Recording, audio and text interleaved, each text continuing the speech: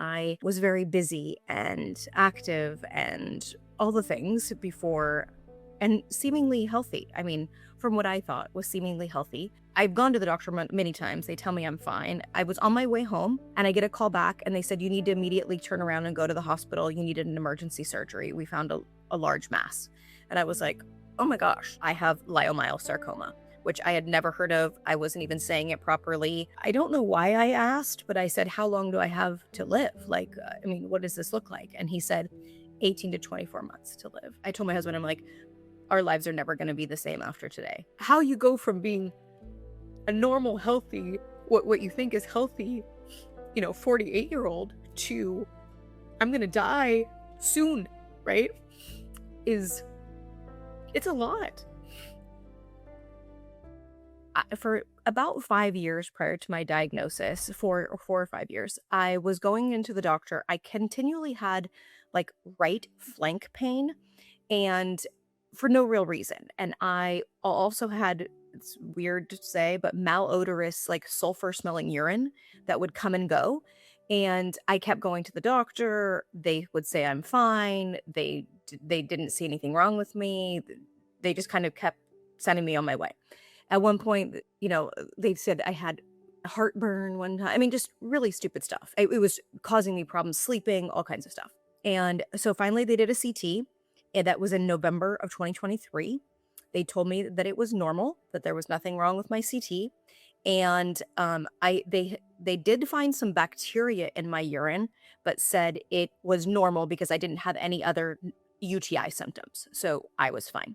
I truly believed that. I mean, I thought I was really okay. And it started getting progressively worse. So it was like I was having to use a heating pad all night. I was having to have Advil multiple times a day to try to alleviate the pain. And I was carrying on my business and life like normal.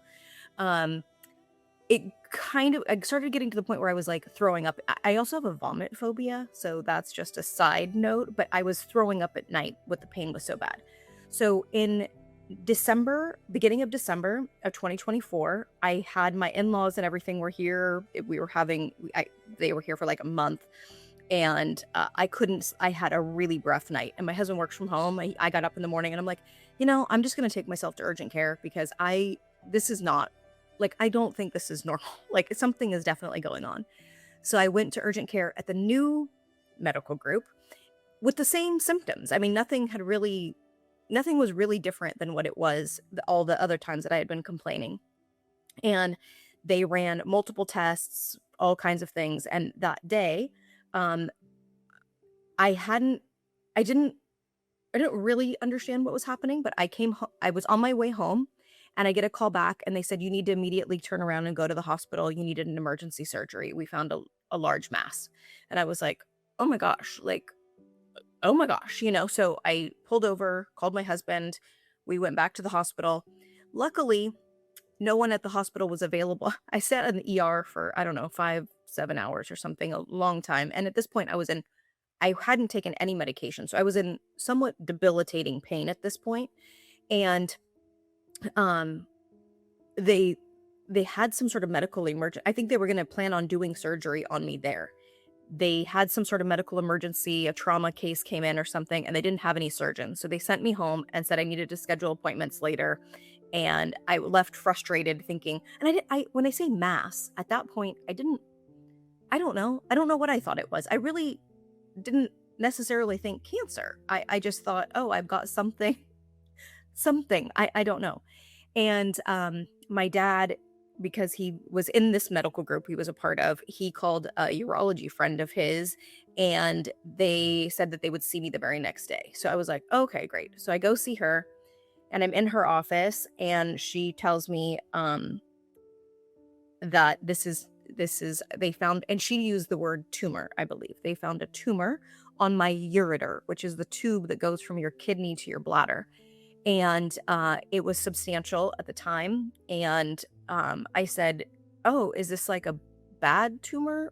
And she says, I'm sorry, but you should cancel all of your plans in the immediate future. And this needs to be immediately taken care of. And I said, is this a bad one? And she said, I would be shocked if it wasn't. And at the time they thought it was on my iliac artery, actually, is where they thought it was.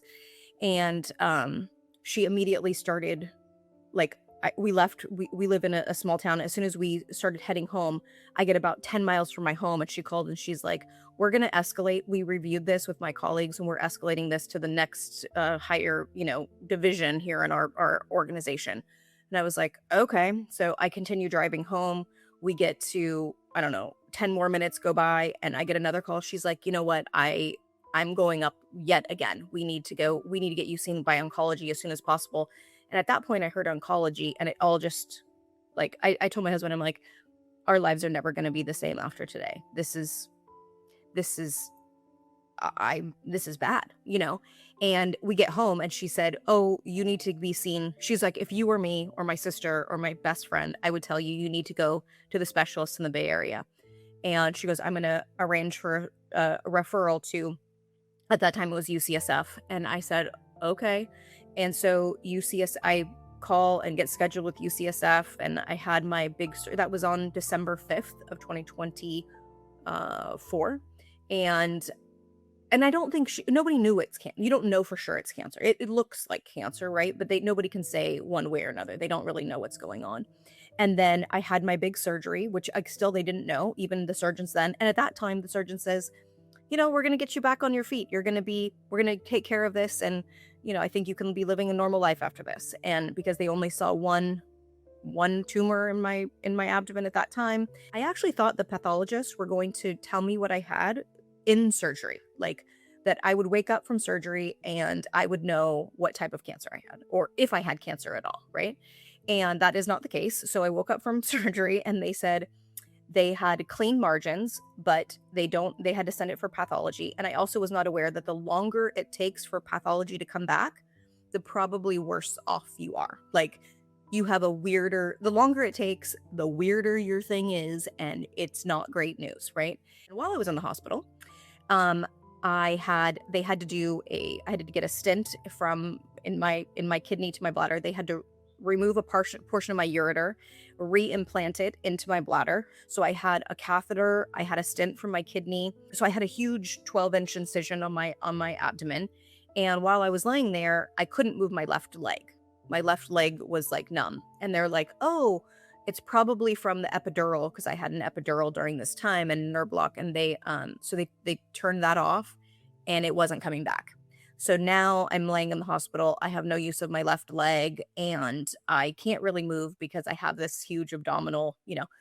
Turns out you can't really move without abdominal muscles or leg. Like, it makes it pretty difficult to do literally anything. You are very limited at that point. And so they can't figure out what's going on. I can't get a regular MRI because I had this like temperature probe in my abdomen for the stent. So I was really limited on the kind of test that they could run. So they go and do a CT test. While I'm still at the hospital, they see something on my liver. And I'm like, "I'm still here. Like, I'm not even released from the hospital on a surgery, and you're already telling me there's something on my liver." And they're like, "We can take care of it. It's going to be okay. Everything's going to be okay." And again, we don't know what I have yet. I'm now can't walk. I'm like, my life has now drastically changed from, the day before. And I ended up getting released after about a week. I came home and I hadn't really been eating very much. And they had me on a medication to stop spasms in my bladder.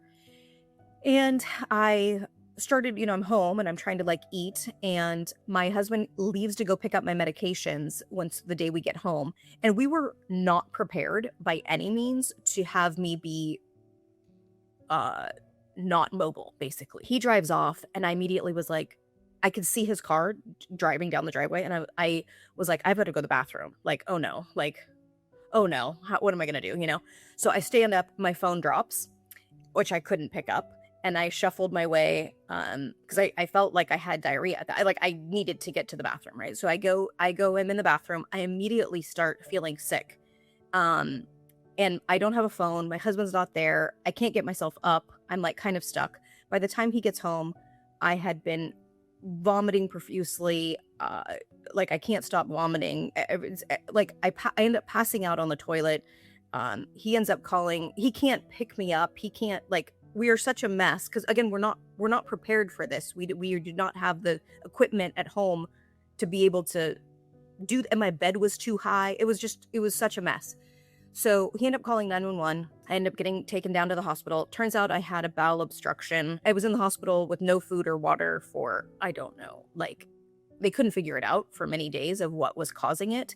And so here I am, not being able to walk, not be I have this bowel obstruction. I have no food or water. I was in that hospital again for about 8 days. And on like the seventh day, they figured out that the medication for my bladder that they were giving me for my bladder was actually stopping my colon from working, and my intestines were not processing. And so they kind of took me off that, and I came home, and I was just, I mean, wasted away. I mean, I had lost so much weight during that time as well, and just really depressed. So on February 8th, I get notification of I have leiomyosarcoma, which I had never heard of. I wasn't even saying it properly. They had told me that they had clean margins and that it looked like that they had got everything, but that there was a lymph node that they weren't sure if it was encapsulated or not, which I had no idea what any of this meant. And I just said, well, did you get it all? And they said, yes, we believe so. And I was like, okay, good. I'm fine then. I'm going to be fine. I just need to get this leg back and I'm going to be okay. So we go to my oncology appointment, which was like mid-March of 2025. And I meet with my new medical oncologist at UCSF. And he's like, I think that there's really something on your liver. It's very concerning. We need to get an MRI and see what that is. And I don't know why I asked, but I said, "How long do I have to live? Like, I mean, what does this look like?" And he said, 18 to 24 months to live. And I just, and here at this point, again, I have tubes coming out of me. I had still had the catheter, the stent, the walker, all the things. I couldn't even sit on the chair in there because I couldn't get myself physically up onto the chair. So I was just like leaning against the seat in there, like, and using all my might and strength just to do that. And here he tells me this, and I started crying, probably sobbing at that point. And he said I needed to get my stress in order, and get myself in check, basically. And I was just like, I hate you. Like, you're an awful person. And I mean, the weird thing, so I put a lot of like anger towards him during the early stages because I was just like, this guy doesn't know me. He doesn't know anything. Why would he say this to me? And how he chose the words in which he said to me was devastating. Like, I mean, I don't think anyone in that position, I mean, I so wish he would have said, we have no idea. It doesn't look good. We have no idea, but we're going to do everything we can to save your life. I mean, had he said that, how that could have been received would substantially different. There was a 4 centimeter lesion or mass on my ureter in 2023. And they told me I was fine, and I was not fine. We pulled the scans and we gave them to the surgeon, and he very easily identified a 4 centimeter. And 4 centimeters is not small. Like, that is pretty large. And my prognosis, had I got it removed in 2023 before I had spread, and realistically, I probably had this for many years prior, the difference in my outcome could have been substantially different. And the reality is, sarcoma, if it's caught early and removed, you have a substantially better chance of it not coming back. I learned that I have a cancer that is fairly chemo resistant. There's very few chemotherapies that will work on it, that it's aggressive, that it's rare, that's all these not good things. If somebody has a cancer that's curable, I don't have that as an option. Like, that's not an option for me, right? And now that I had a liver metastases as well, what they believed, I was like, I'm toast. Like, I'm pretty much cooked. I found a support group online that was quite helpful. I found out a lot of things, and I did find some long-term thrivers, which I think is really important. It's not likely that I'm in that category, but it's still like, oh, it's possible, like, sorry, makes me sad. But just knowing that it's possible is so powerful. Just to think, if you Google something and you're like, oh, you're gonna die in I mean, I had like something like 4 or 5% chance of survival. I mean, that's not very good odds. I mean, I wouldn't bank on that anywhere. So it was like, how you go from being a normal, healthy, what you think is healthy, 48-year-old to I'm gonna die soon, right? Is it's a lot. Hearing stories about people that have made it, that are part of that 5% is really, really helpful for your own, like, well-being. And so that finding that those people that had what I had, that have made it through and that were thrivers, and that I found some people that said that they're looking at LMS now as a chronic illness. And it was like, wow, that's good that they're it's a lot of they call whack-a-mole kind of a strategy where something pops up and you take care of it. And I was like, "Okay, I can do guacamole." I mean, I feel so grateful that I live close enough to sarcoma centers that I have access to Stanford and University of California, San Francisco, and I could drive to LA and have more sarcoma centers that are available. The chances are my local oncologist and have never even seen leiomyosarcoma. They don't know what to do with it. So you really need to go to a center that knows how to treat you and knows how to help you. And I end up telling the doctor that I had, and I'm a I don't know. I mean, it sounds cocky to say. I'm a well-liked person. People like me. I have no problem making friends. I'm pretty used to connecting with people pretty deeply, easily, and having that as my like everyone that I'm around. That's been my experience in life. And so here I was, I ended up telling my oncologist, I said, I feel like you were annoyed with me when I cried, that you were, I feel like you don't even like me as a person. And I said, and I need to know that you want to do everything you can to save my life. Like, we are in this together and I need you to be like with me on this. And he apologized. So I actually think it was quite helpful that I had that conversation with him because then when I meet him in person now, he's He's now I adore him, and I'm very grateful for him. I think he fights for me, and he's a fantastic doctor. So him saying my 18 to 24 months to live when he first said that, I don't think he meant it to hurt me. It wasn't meant to, that's just he was just matter of fact. That's the way it is. So I do still think about that all the time. It turned out I did have a liver metastases. I found out I didn't even know the word or the doctor's interventional radiologist was even a thing. I had never really heard of that as even a profession. I adore them. I absolutely feel like I owe my life to interventional radiology at this point. So I had a microwave ablation on my kidney, or I'm sorry, on my liver first. That was successful. That was on segment 6. I had a couple months of being my type of cancer is not they don't say in remission or cured. It was no evidence of disease or called NED. So I was NED for a few months. Then I get another liver metastases, unfortunately, and I had the fortunate opportunity to have a fairly cutting edge new treatment called a histotripsy, which is using ultrasound technology with it's non-invasive. There was no surgical, insertion point of needles or anything. So I had a histotripsy in November of 2025 that we thought was successful. It was seemingly successful. I was so grateful to even have the chance to have that. That felt really like I felt blessed that that was an option. Then I learned I had lung metastases. So I have 3 lung nodules that we found, but they were very slow growing and nothing too exciting was happening with those. So we said we're just going to watch and wait and see how they progress. So move forward. I thought I pulled a muscle in my chest, like from Pilates. I but usually when, like, you pull a muscle, like, you can kind of, like, recognize what movement you did that made that happen, like, immediately hurt after, and I didn't really have that, but I had, like, the uncomfortable pain, like, of a pulled muscle, so I just, like, assumed it was from Pilates. I was like, "Oh, I think I did some weird movement or something, and that's probably what it is." And it went on for, like, a week, it wasn't getting better, and then my right hand started going numb, like, my fingers started getting tingly and stuff, and I was like, this doesn't seem right. This doesn't really seem like a pulled muscle." So again told my husband, and my husband comes to me with everything. So when I say I'm gonna go by myself, it's not like I'm demanding that, right? And so I'm like, "I'm just gonna run up to urgent care real quick and just have him do, like, a quick little, like, I don't know, ultrasound or something and see if I pulled a muscle." And I go to the urgent care and they're like, "Oh, no, you gotta go to the hospital." And I'm like, "Oh, no, I don't want to go to the hospital, you know? So I go to the hospital. At the end of the night, they run CT. They find a large mass in my chest.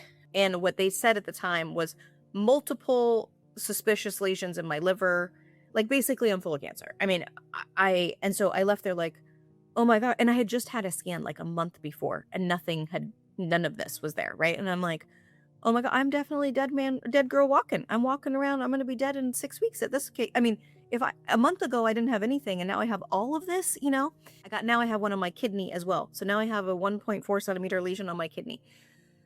So we speak to interventional radiology again, and they don't know what to do with they're kind of like, this is, they look at the results and they go, well, for good news, it doesn't look like your liver all looks like healing locations. It doesn't look like you have anything new in your liver. And I was like, oh, well, thank goodness. Like, well, we definitely need to do something with your kidney. And turns out, because I was not getting contrast on my chest, that they look like they could go back and see my chest tumor all the way back from September the month before. So quite a ways back that they could see it starting to grow. So I actually was relieved to hear that, because then I was like, okay, well, this didn't all grow in one day, you know? Um, so because of all this, they then said, well, UCSF is like, you need to go try this trial out at Stanford. You should try this trial. And this is going to be your best bet. And so I said, okay, I went over, we started all the process with that. Turns out was not successful for me. My lungs and my chest shrunk, but the other ones all grew. And those are the most life-threatening at the moment. So I went back to the IR team at UCSF, and I had my kidney ablated a couple of weeks ago. That was successful and really easy recovery from that. That was great. So I'm on a chemo. I'm not on any chemo right now. I did used to have long, beautiful hair, like really good hair. And you don't realize like how hard that is to lose your hair. It is, and then to lose your hair and it didn't work is like also really sucky. I mean, that's just like, and I have, I don't know, 50 wigs probably at this point. And it just feels so like phony wearing them. Like, I just don't feel like myself. And they're hot and itchy also. I will throw that out there. But I am just go around bald now. And I mean, this is just my life now. I mean, this is authentically me. I say all the time, you should be yourself, whatever you are, whatever that is, right? Now I have a liver procedure, another liver procedure scheduled, and then I may or may not have a pancreatic lesion that we have to address. And so I'm probably starting a new chemo and trying to see if something else will work here locally. I went down to City of Hope to get a third opinion, I guess you would say. They all kind of agreed I'm not in a great place. I have a pretty poor prognosis. In fact, City of Hope, when I reached out about if they would consider doing surgery here, they said I'm not really a candidate because I have too many metastases at this point. And that's a really hard one to hear, because you're like, oh, like they're giving up on me at this point. Like what it feel it's not what they say, but what it feels like is they don't want to spend resources on, like, you're past the opportunity to spend their energy to try to save. Like, you're never gonna be okay. So we're not gonna even try. I know that's not what they mean, but that's how it feels when you get that. So that was pretty depressing. But I've asked everybody if I'm like near the end of this, and everybody says no, my labs are good. I've oddly had probably more quality time with my family in the past, year and a half than I have had in a decade before that, like combined. So I am grateful for that. Early in my diagnosis, someone said to me, cancer's a gift.